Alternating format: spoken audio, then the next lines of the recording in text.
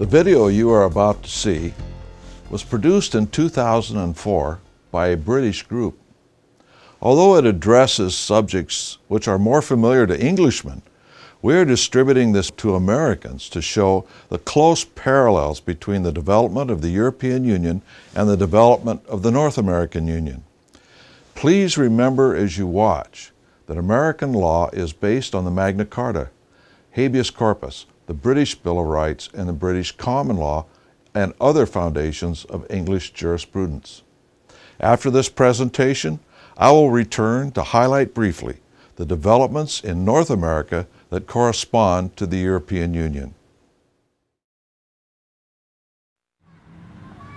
This is the village of Goudhurst.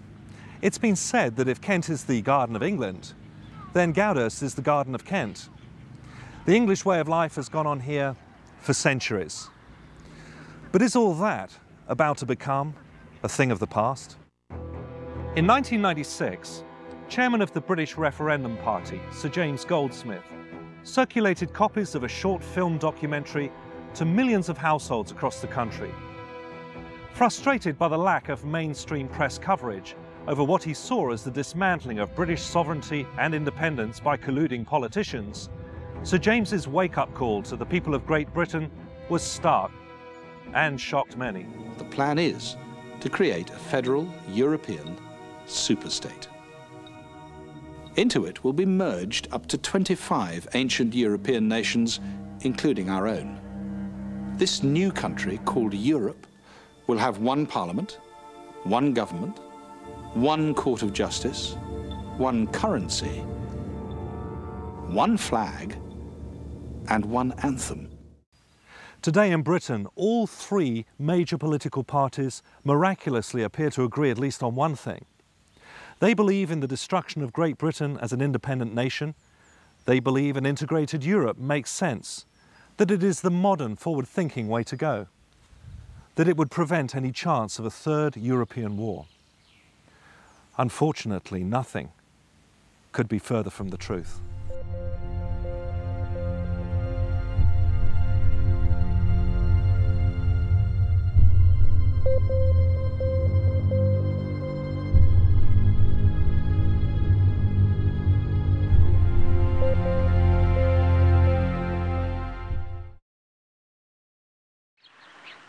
Following the end of World War II, the rebuilding of Europe, and Germany in particular, became a pressing necessity and was largely funded under the Marshall Plan by the United States.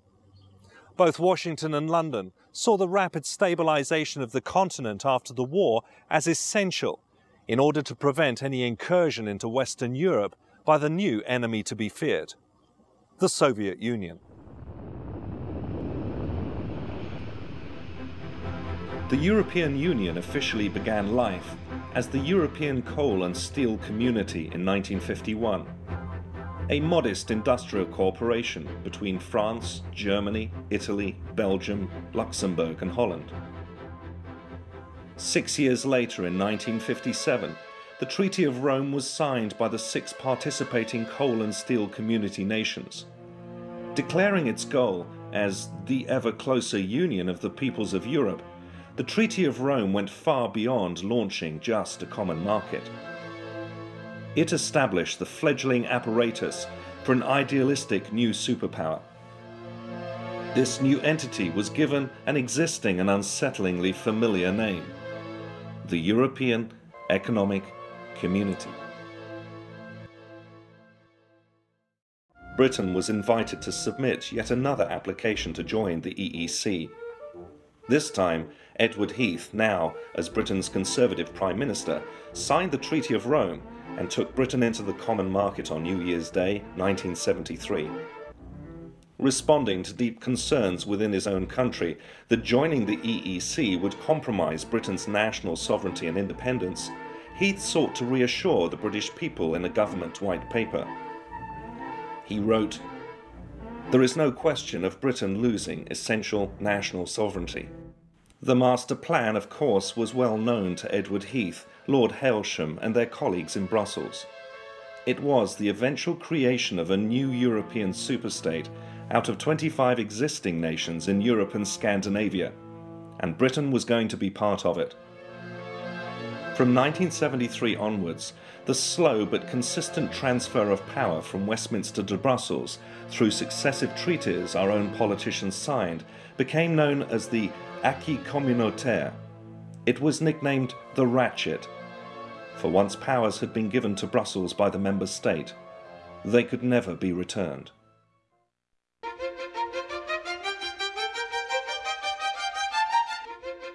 This is the Strasbourg Parliament.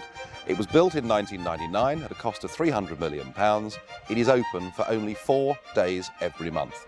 What happens at the end of that 4 days is we load our offices into tin boxes, and then lorries arrive downstairs and drive the whole lot nearly 300 miles up to Brussels, where the boxes are unpacked for the next 3 weeks when we're supposed to be there, and then it's all brought back again. This whole process of shifting the administration and the staff from one home to another is costing the European taxpayer over €100 million a year.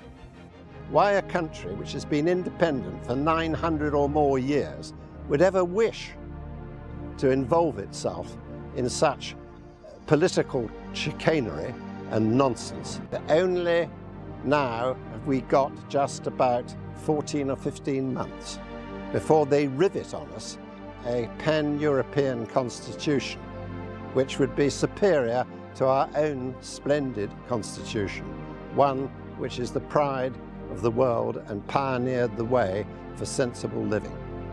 And here we are giving it all away. The political aim is to develop the framework for a real European Union constitution, and in my opinion this means building up a European federal state. In black and white, the draft constitution wording confirms Brussels will exercise competence and primacy over member states' own laws.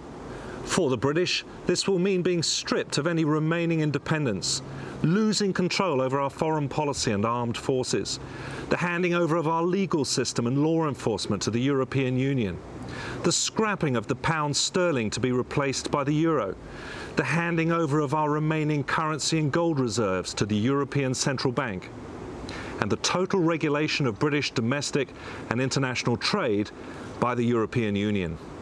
Coincidentally or otherwise, the European goal of dominating Britain, unfinished business going back centuries, will have been accomplished.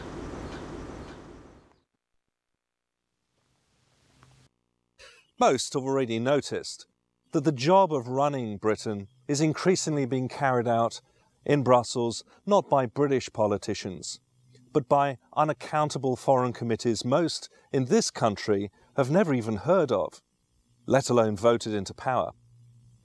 These unelected, inscrutable forums dictate what citizens across the Eurozone can and can't do, down to the last detail. Henceforth, Britain is to be ruled from the new Europe, by the new Europe, and for the benefit of the new Europe.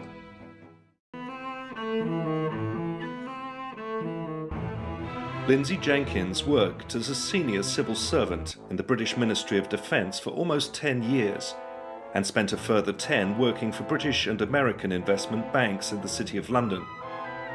She is the author of 2 books exposing the origins of European federalism and the emergence of the European Union.